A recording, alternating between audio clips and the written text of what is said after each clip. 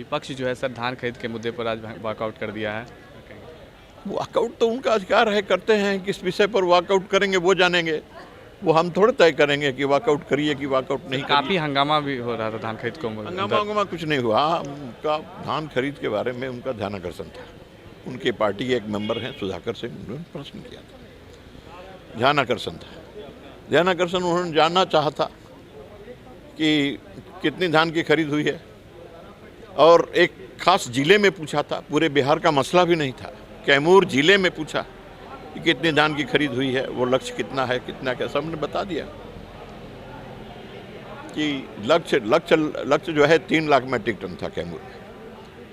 2,80,000 ना, 2,80,000 कुछ ऐसे, यानी लगभग 94% धान की खरीद लक्ष्य के हिसाब से वहाँ हो चुकी है। उस जिले की बात मैंने बताया।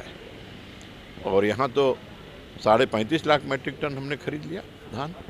इतनी खरीद कभी नहीं हुई थी। सारे रिकॉर्ड टूट गए हैं, और लगभग 5 लाख किसानों को हम लोगों ने MSP उनके खाते में भेज दिया है, उनको फ़ायदा पहुँचाया है MSP का।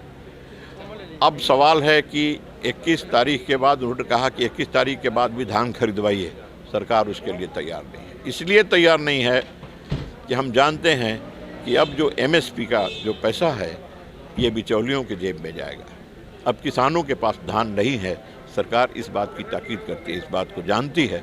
इसलिए बिचौलियों के जेब में किसान का पैसा जाए, MSP का पैसा जाए, ये सरकार को कबूल नहीं है। इसलिए 21 तारीख के बाद हम धान नहीं खरीदेंगे।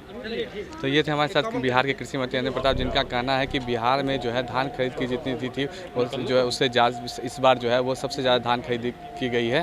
कैमरामैन W के साथ शक्ति, Live 7 पटना।